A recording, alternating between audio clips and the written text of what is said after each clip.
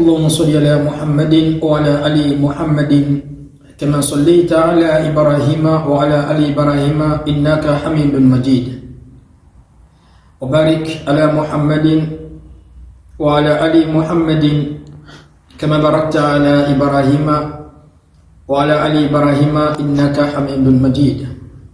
Assalamu alaikum wa rahmatullahi wa barakatuh, les frères en islam et les frères en Nada. Nous sommes en plein dans le cours de la spéléologie, notamment la prophétologie prédictionnelle et prévisionnelle, la connaissance géographique pour comprendre la territorialité.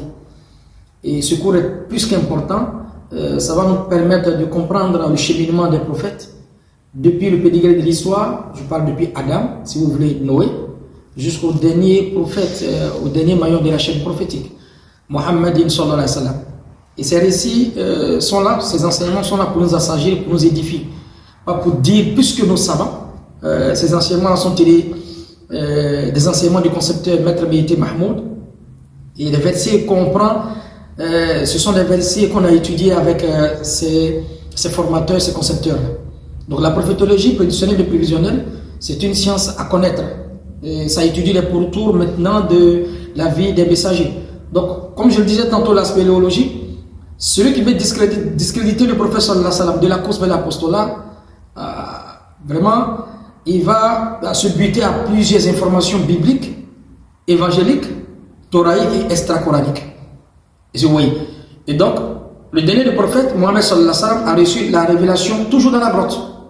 Si Moïse était à Horeb et Élie était à Horeb, ils ont séjourné dans une caverne, n'est-ce pas? Si Jésus est monté sur la montagne, il faut comprendre que tous les prophètes, eh bien la quasi-totalité, mais certains prophètes les plus influents ont passé toujours par la spéléologie. Dieu a voulu ainsi.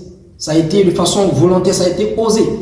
Donc, le prophète, à partir de 39 ans, de savants disent 39 ans, 3 mois, 20 jours, d'autres versions, 40 ans, 6 mois, 12 jours, il a eu la prophétie. Mais juste avant cela, le prophète faisait une semaine, 2 semaines à la grotte Gaur Hira où il a reçu la révélation dans la sourate 96.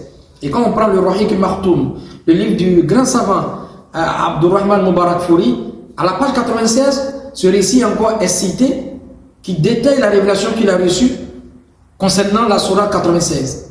Donc il y a eu vraiment spéléologie. La connaissance de la spéléologie, bien l'étude de la spéléologie est vraisemblable dans les récits extra-coraniques. Et donc la montagne, on a cité que la montagne est là pour une bénédiction seigneuriale, la densité adorationnelle et la densité révélationnelle. Au temps de Noé, après le déluge, vous allez voir que dans les récits bibliques et les récits coraniques, le bateau a séjourné, mais le bateau s'est stabilisé sur quoi? Sur la montagne. Toujours une montagne. Toujours une montagne. Et Allah Ta'ala, il a dit à Moïse de regarder la montagne, parce que la montagne était toujours, n'est-ce pas, lié au prophète, soit le symbolique de l'élévation, le symbolique de la rencontre de Dieu. Et le prophète sallallahu alayhi wa sallam, après avoir reçu la révélation dans la grotte, Gaur Hira, dans sa mission prophétique encore, le prophète dans la sourate Anfal, sourate 8, verset 30, wa iz yamkuru bika allazina kafaru liyuthbituka aw yaqtuluka aw yukhrijuka wa yamkuruna wa yamkuru Allah wallahu khairul makirin. Allah il dit ceci. Quand ils ont comploté pour t'expulser, pour te tuer, n'est-ce pas? Allah il a fait une contre-attaque dans les propres attaques, il a fait sortir le prophète indemne. Et quand le prophète est sorti, sallallahu alayhi wa sallam, avec Abakar Siddiq, ils ont séjourné encore dans la grotte. Cette fois-ci, ce n'est pas la grotte où il a reçu la révélation, mais ils ont séjourné dans la grotte, dans la montagne de Tour. Dans la montagne, je suis en train de oublier le nom de la montagne. Allah Ta'ala, qu'est-ce qu'il dit? Saniyan isnid idhuma fi garn. La tahzan, inna Allah ma'ana. Donc, de la montagne de Gaur Hira, le prophète et puis Abakar Siddiq, ils vont séjourner dans une autre montagne entre la Mecque et Médine. Toujours, Dieu il fait que la spéléologie est provoquée dans ce récit-là. Et il y a un verset qui me plaît dans la sourate 59, sourate les autres, verset 21. Où Allah Ta'ala il dit, sur le Coran descendait sur une montagne.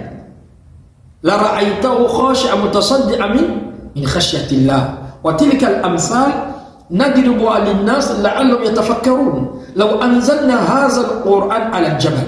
Allah Ta'ala dit si le Coran descendait cette fois-ci sur quoi? Sur une montagne.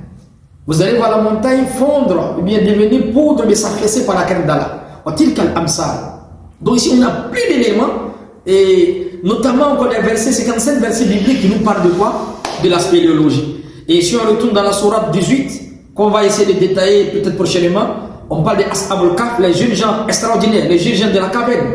Allah il dit Innahum fityatun amanu bi rabbihim wa zidnahum huda wa rabatnahum ala qulubihim iz qalu faqalu rabbuna rabbus samawati wal ard ila al-akhir ayah.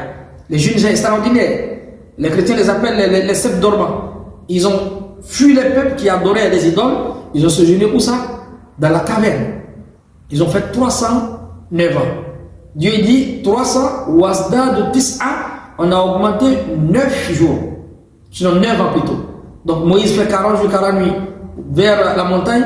Forcément, il va séjourner dans la grotte. Les gens de la caverne, ils ont fait 309 ans dans la caverne. Donc on est en plein là dans la spéléologie. Ils sont devenus des troglodytes. Donc soit la montagne intervient dans les récits extra-coraniques comme une bénédiction seigneuriale, soit une densité adorationnelle, ou une densité révélationnelle. Dieu nous dit la oksimu bi yawmil qiyamah. Il nous dit la oksimu bi hazal balad. Dieu jure par cette cité-ci. Wa anta hilu bi hazal balad. Le prophète sallallahu alayhi wa sallam, tu fais partie des gens de cette cité. Vous voyez. Donc, et cette cité-là, il s'agit de la Mecque. Et quand on va de fond en comble, il s'agit là de la ville qui a reçu la révélation. Et cette ville-là, le prophète encore, il va dans un endroit retiré, à la Gare Hira, à la montagne de Hira, où il va recevoir la révélation. Après cette révélation, il va encore s'isoler avec son compagnon, où ça? Dans une grotte. Donc on est en plein là de la spéléologie, dans la prophétologie. Qu'Allah nous donne tous la compréhension.